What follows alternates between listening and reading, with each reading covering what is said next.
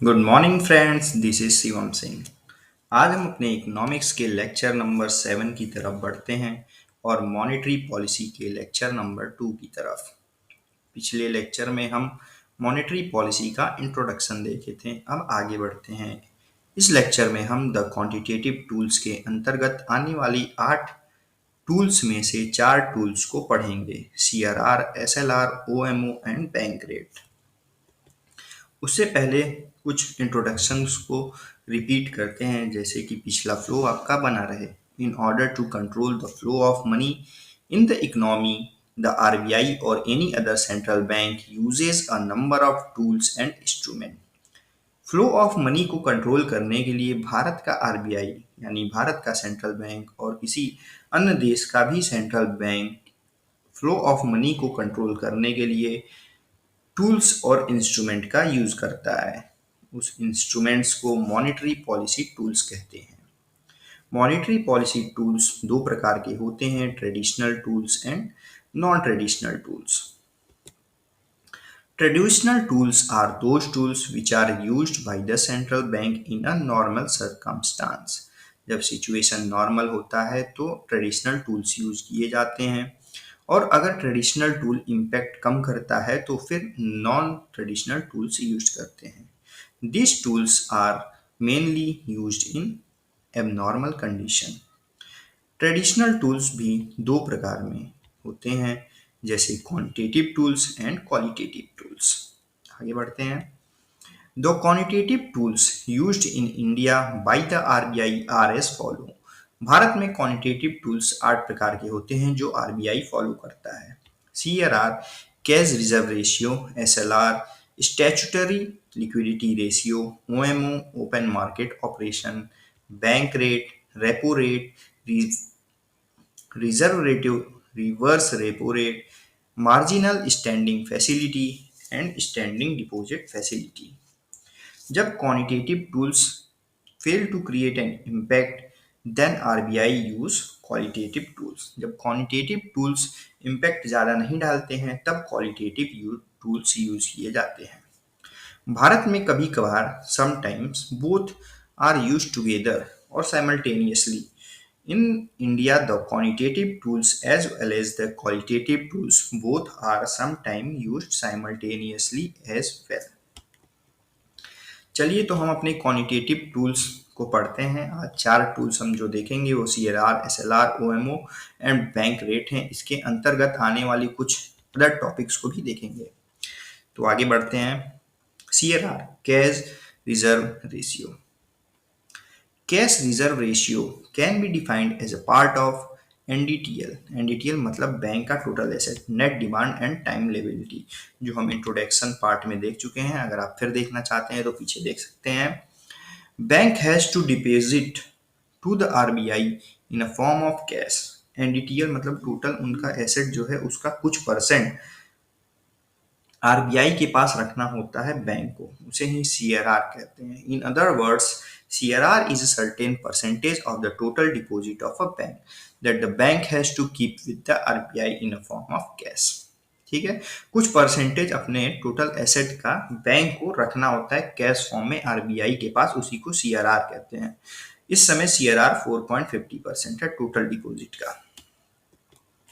This amount of money which is maintained in the form of CRR is neither used by the RBI nor can it be used by the bank। जो CRR form में रखा जाता है उसे ना तो bank use करता है ना RBI. Hence the amount goes out of economy। सो वो इकोनॉमी से बाहर हो जाता है। पहले अर्लियर जो पहले होता था, lower ceiling and upper ceiling fix होती थी कि कितना बढ़ा सकती है आरबीआई, कितना घटा सकती है, उसके आर पार नहीं जा सकती है। तो ज़्यादा से ज़्यादा पहले आरबीआई 15% तक बढ़ा सकती थी, कम से कम 3%। Earlier there were lower as well as upper ceiling on CRR। The RBI was not allowed to increase CRR above 15% or bring it down below 3%। However, हालांकि 2006 में आरबीआई अमेंडमेंट एक्ट के अंतर्गत सीलिंग्स को रिमूव कर दिया गया था। अब आरबीआई जितना चाहे उतना बढ़ा सकती है, जितना चाहे उतना घटा सकती है। If the RBI feels that the flow of money in the economy is high, जब आरबीआई को लगे कि फ्लो ऑफ मनी बहुत ज्यादा हो गया है, लीडिंग टू इन्फ्लेशन, जिसके कारण महंगाई बढ़ रही है, in such situation it will be increase the CRR to reduce liquidity. CRR बढ़ा देते हैं, कुछ परसेंटेज जो कैश रखना है उसे बढ़ा देते हैं, तो ज्यादा कैश रखना पड़ता है, तो ज्यादा कैश आउट ऑफ इकोनॉमी हो जाता है, तो लिक्विडिटी घट जाती है। On the other hand, if the RBI feels that the flow of money is low, जब आरबीआई को लगता है कि फ्लो बहुत कम है मनी का, कैश बहुत कम है इकोनॉमी के अंदर, तो सीआरआर घटा देता है, एक परसेंटेज कम कर देता है, और जो पैसा बैंक को वापस कर देता है, जिसके कारण लिक्विडिटी बढ़ जाती है and is affecting economic growth. Then the CRR will be reduced in order to infuse additional amount of money. CRR is calculated every fortnight, यानी कि 14th day, हर 14वें दिन एवरेज डिपॉजिट का CRR कैलकुलेट किया जाता है। दूसरे टॉपिक पे बढ़ते हैं, दूसरे टूल्स को देखते हैं। SLR, statutory liquidity ratio. SLR can be defined as a part of NDTL, ये भी टोटल डिपॉजिट का ही पार्ट होता है। The total deposit of bank that the bank has to maintain with themselves in the form of cash, gold and government security. SLR जो होता है वो भी कुछ हिस्सा डिपॉजिट का बैंक को रखना होता है आरबीआई के पास, जो cash, gold and government security तीनों फॉर्म में होता है। एट प्रेजेंट इस समय 18% SLR है of total deposit. It is also calculated every 4 month, ये भी हर 14वें दिन इसका एवरेज कैलकुलेट होता है। Initially lower ceiling and upper ceilings are applicable on SLR, पहले इस पे लोअर एंड अपर सीलिंग्स थे। RBI was not allowed to bring it down below 25%, was not allowed to raise beyond 40%। हालांकि 2006 के amendment के बाद लोअर सीलिंग्स को हटा दिया गया है, अब 25% से भी नीचे जा सकती है, बट 40% से ऊपर SLR नहीं जा सकता है, इसलिए इस समय 18% है। The bank may maintain SLR either in the form of cash, gold, even in government security।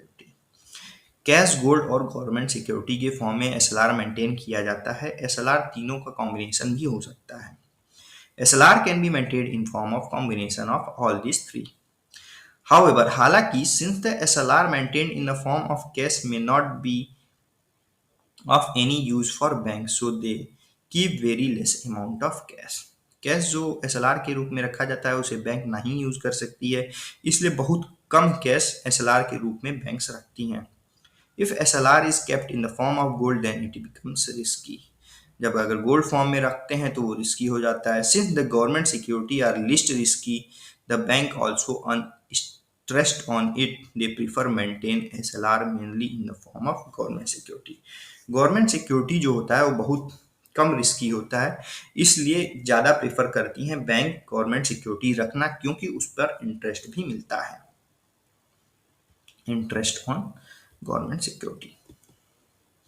SLR is not a very effective tool to control liquidity in the economy। SLR जो है बहुत इफेक्टिव नहीं है, क्योंकि जितना cash रखेंगे उतना ही सिर्फ बाहर जाएगा इकोनॉमी से, और उसके अलावा अगर गोल्ड और गवर्नमेंट सिक्योरिटी फॉर्म में जो रखते हैं वो इनडायरेक्टली इकोनॉमी में ही आ जाता है।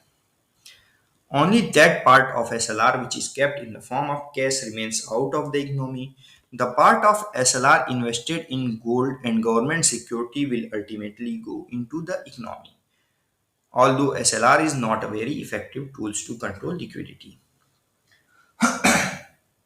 Sorry, it definitely influences the direction of the credit flow। Because of it, a part of the total deposit of a bank essentially goes to the government in the form of loan। In SLR, it is reduced, the bank will be left with more amount of money to lend to the consumer, hence the interest rate may fall down। जब SLR कम हो जाएगा, कम कर दिया जाएगा उसका percentage, तो ज़्यादा पैसा बैंक के पास रहेगा, तो ज़्यादा बोरोवर्स ले सकेंगे बैंक से, और इंटरेस्ट रेट भी उस पर कम लगेगा। CRR and SLR are not only monetary tools, they also make Indian banking system safe। Indian banking system को सेव भी करता है। जब ज़्यादा मनमानी करने लगती है बैंक, तो SLR CRR बढ़ाकर उनके कंट्रोल भी किया जाता है। Together SLR and CLR are known as reserve ratio. Government security की बात हो रही है तो गवर्नमेंट सिक्योरिटी देख लेते हैं यहाँ पे। This are the instrument use to arrange the loan for the government. Government security government के लिए लोन का काम करती है, लोन अरेंज करती है आरबीआई गवर्नमेंट सिक्योरिटी के थ्रू गवर्नमेंट के लिए, जिससे अपने प्रोजेक्ट पर वर्क कर सके government. Earlier they were issued in the form of certificate printed on paper. आपको जैसे सर्टिफिकेट कॉलेज स्कूल में मिलता है वैसा ही सर्टिफिकेट, उस पर फेस वैल्यू एक प्राइस लिख के दे दिया जाता था। वो प्रोमिसरी नोट होता है कि गवर्नमेंट प्रॉमिस करती है कि इस पे मेंशन जो फेस वैल्यू है उतना पैसा का ये गवर्नमेंट सिक्योरिटी है और उस पर गवर्नमेंट इंटरेस्ट भी पे करती है। Okay. Earlier, they were issued in the form of certificate printed on paper. Government securities were just a piece of paper over which a face value was mentioned. These securities act as a promissory note because the government promises that the piece of paper has the monetary value equal to the face value printed on it. अब आज की बात करते हैं। At present the government securities are issued in electronic form. जैसे हम भी पहले पासबुक मेंटेन करते थे, अब इलेक्ट्रॉनिक पासबुक आने लगा है। जैसे एयरटेल पेमेंट बैंक यूज कर रहे हैं आप, पेटीएम पेमेंट बैंक यूज कर रहे हैं, इलेक्ट्रॉनिक फॉर्म में एटीएम और पासबुक आने लगे हैं। उसी तरह गवर्नमेंट सिक्योरिटीज जो होते हैं इलेक्ट्रॉनिक फॉर्म्स में आने लगे हैं। They are issued by the government and are given to the RBI. The RBI sell them to the bank in the way the government security came to the bank, and the money through RBI goes to the government in the form of loan. RBI को government security मिलता है government से, फिर RBI उसे bank को देती है, bank को सेल करती है, बैंक से पैसा लेती है आरबीआई, फिर वो पैसा गवर्नमेंट को देती है, गवर्नमेंट उस पर इंटरेस्ट आरबीआई को देता है, आरबीआई वो इंटरेस्ट बैंक को देता है। Government uses this meet it expense and pay interest to bank.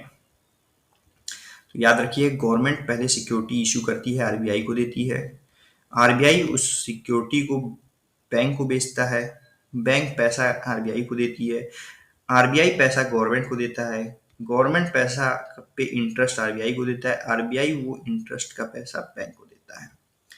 Okay, आगे देखते हैं। The government security have a maturity period.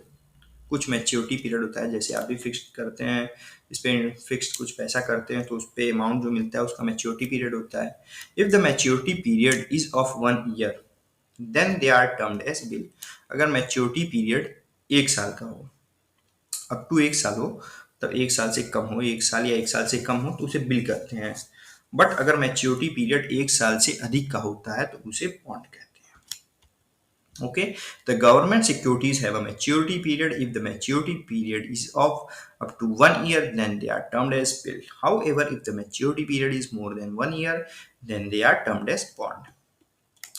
Third tool देखते हैं OMO, Open Market Operation. It refers to the mechanism through which RBI purchase and sell government security in the form of bill and bond to the bank as well as financial institution. ये एक mechanism, एक tool की तरह use होता है। इस mechanism का use करती है आरबीआई गवर्नमेंट सिक्योरिटी को बेचने और खरीदने के लिए, purchase and sale in the form of bills and bond. Bill and bond के रूप में बेचने और खरीदने के लिए गवर्नमेंट सिक्योरिटी का यूज करती है, इस टूल्स का यूज करती है RBI, OMO. However, it is over and above the government security sold by the RBI to the bank in order to maintain their SLR. OMO के रूप में भी खरीदा हुआ गवर्नमेंट सिक्योरिटी SLR के रूप में बैंक रख सकते हैं। If the RBI follow the contrastionist OMO, contrastionist OMO का यूज अगर RBI करती है, then contrast मतलब कि सिकुड़ना, then more and more government security will be sold and money will be taken away from the banking system. Banking system से बहुत ज़्यादा सिक्योरिटी, बैंकिंग सिस्टम में बहुत सारे गवर्नमेंट सिक्योरिटी बेच कर पैसा जो है आउट ऑफ इकोनॉमी कर दिया जाता है। This will bring down the demand the economy, economy को कॉन्ट्रैक्ट कर दिया जाता है, इसीलिए इसे कॉन्ट्रैक्टनिस्ट पॉलिसी कहते हैं। और दूसरी तरफ एक्सपेंशनिस्ट OMO यूज करती है अगर government RBI is adopt, then the RBI will repurchase more and more government securities from the bank and system. banking system. It is an adopt to enhance liquidity, ultimately economic growth. Expand कर देती है economy को, ज़्यादा से ज़्यादा security बेच देती है, खरीद लेती है, तो पैसा बैंकिंग सिस्टम के पास आ जाता है। इसकी वजह से डिमांड बढ़ जाता है, इकोनॉमिक ग्रोथ भी बढ़ता है। It is not mandatory for bank to buy government security through OMO। ये जरूरी नहीं होता है, मैंडेटरी नहीं होता है। जिसके पास सरप्लस ऑफ मनी है, they are willing to buy government security में, but it is not on this platform. Presently, the government securities are issued in electronic form. Presently, the government securities are issued in electronic form.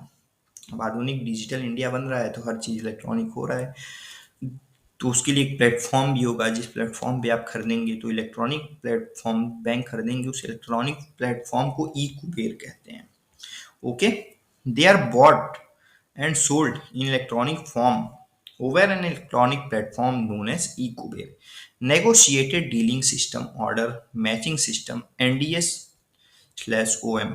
In other screen-based electronic anonymous order matching system for secondary market trading in government securities owned by RBI. Negotiation करने के लिए अलग platform है। उसी से मिलता जुलता, OMO से मिलता जुलता एक और है, market stabilisation scheme. This mechanism is similar to OMO but it is not exactly same. Similar है बट पूरा सेम नहीं है। 2004 में भारत में इसे इंट्रोड्यूस किया गया था, बट ज़्यादा हाईलाइट में आया जब डिमोनेटाइजेशन हुआ, नोटबंदी हुआ, तब ज़्यादा हाईलाइट हो गया।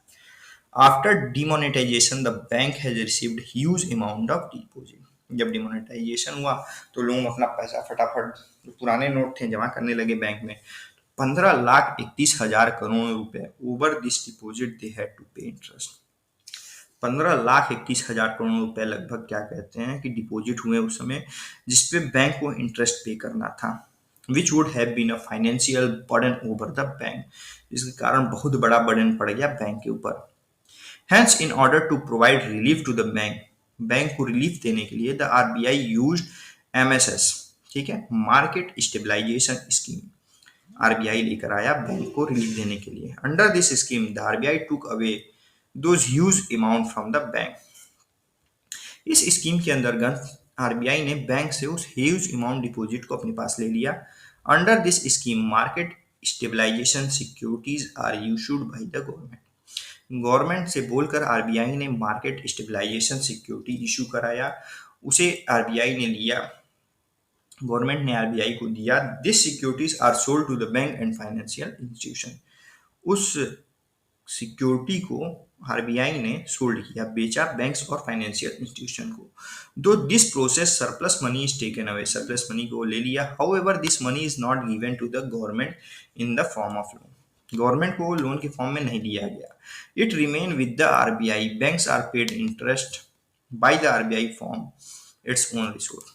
उसे लोन के रूप में बैंक गवर्नमेंट को नहीं दिया गया, RBI ने खुद अपने पास रखा और अपने रिसोर्स से बैंक को इंटरेस्ट पे किया उस पे। ऑपरेशन ट्विस्ट, ये भी OMO से मिलता जुलता है और ये भी burden of interest payment over government और बारोअर को कम करने के लिए यूज किया गया।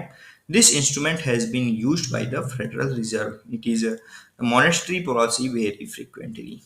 However, India, this concept was bought by RBI in December 2019। 2019 में RBI ने इसे लाया, अपना पॉलिसी अपने टूल्स में यूज किया। It is not only used in order to bring down the burden of interest payment for the government, but it is also use to reduce the rate of interest for other borrower. इसके tools की मदद से न केवल कि government का interest payment जो करता है गवर्नमेंट, उसके बर्डन को कम किया गया, बल्कि रेट ऑफ इंटरेस्ट जो बोरोअर पे करते हैं उसे भी कम कर दिया गया। When the money supply in the banking system or the economy remains low, even the government by selling government security is compelled the borrower at higher rate of interest। जब borrower को higher rate of interest पे करना पड़ता है, this rate of interest become benchmark and the loan become costlier।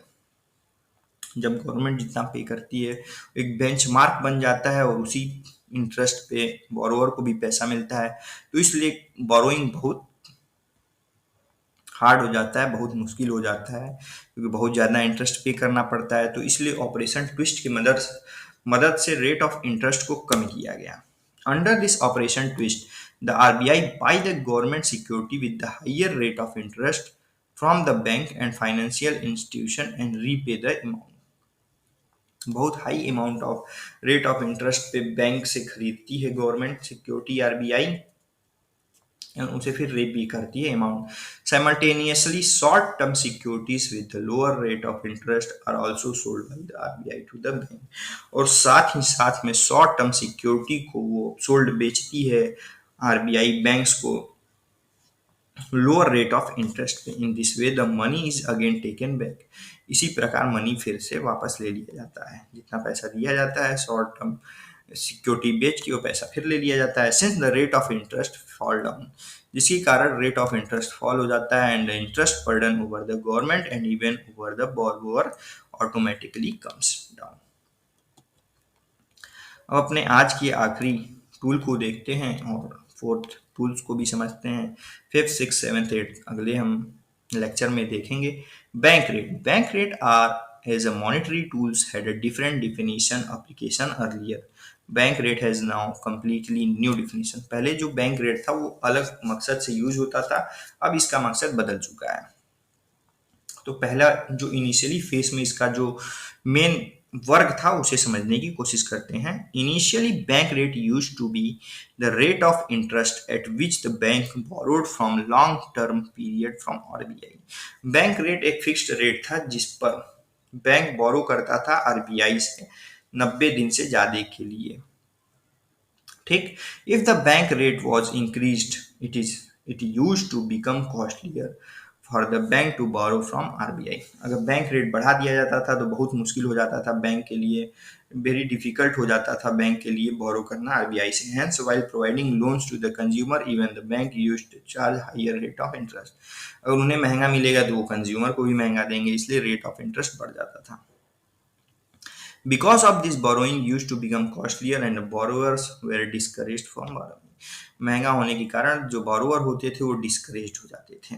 ठीक है, it was used to bring down the demand and control inflation. इसे bank rate को बढ़ा के पहले डिमांड और इन्फ्लेशन को कम करने के लिए यूज किया जाता था, क्योंकि अगर बैंक रेट बढ़ा देंगे तो आरबीआई से बैंक को पैसा महंगा मिलेगा तो वो कंज्यूमर को महंगा देगा, तो कंज्यूमर के हाथ में बहुत कम पैसा रहेगा, तो डिमांड और इन्फ्लेशन अपने आप खट जाएगा। On the other hand, if the bank rate was reduce, अगर बैंक रेट घटा दिया जाता तो बोरोवर के हाथ में पैसा ज़्यादा आता था, क्योंकि लोन सस्ता हो जाता था, तो उसके कारण इन्फ्लेशन बढ़ता था, इकोनॉमिक ग्रोथ होता था। However the bank rate is not used in this way anymore. Bank rate का जो यूज होता था अब उस मकसद से नहीं यूज होता है, अब इसका मेन काम बदल चुका है।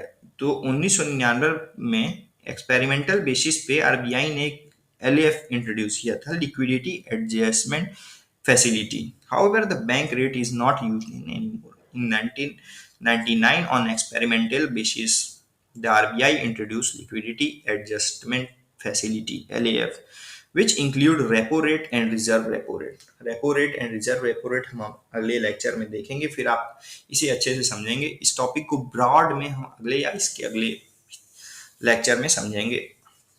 आज इसे शॉर्ट फॉर्म में समझ लेते हैं कि जो बैंक रेट का वर्क पहले था वो LAF अब करता है। Okay, from 2000 onward this LAF was made permanent. 2000 के बाद इसे परमानेंट कर दिया गया और बैंक रेट का जो वर्क था वो LAF पॉलिसी करती है। After its introduction the bank rate as an instrument started losing its relevance. But अभी भी बैंक रेट का यूज तो होता ही है, बट इसका वर्क अब बदल गया है। तो आइए आज देखते हैं प्रेजेंट में इसका क्या वर्क है। Hence, the function and definition of the bank rate was changed completely by the RBI. RBI ने इसे के functions को एकदम बदल दिया। At present, bank rate serves as a benchmark for imposing penalty over the bank in case of non-maintenance of CRR and SLR by the RBI. Currently, the bank rate is in December 2022 is 6.50. अब bank rate एक benchmark percentage fix कर दिया गया है। अगर CRR SLR bank नहीं maintain करती हैं तो RBI उनके ऊपर पेनल्टी करेगा। इस समय फिलहाल 6.50 बेंचमार्क है। आज हमने चार चीज सीखे, चार टूल्स देखें, CRR SLR OMO and bank rate. अगले लेक्चर्स में हम क्वांटिटेटिव टूल्स कंप्लीट कर लेंगे। फिफ्थ, सिक्स्थ और सेवेंथ और एट्थ टूल्स को पढ़ेंगे। Repo rate, reserve repo rate, marginal standing facility and standing deposit facility. उसके बाद हम क्वालिटेटिव टूल्स देखेंगे, उसके बाद नॉन ट्रेडिशनल टूल्स देखेंगे और भी मॉनेटरी पॉलिसी से रिलेटेड टूल्स देखेंगे। वीडियो को देखिए, सब्सक्राइब करिए और आगे की वीडियो का वेट करिए। Thank you so much. Have a good day.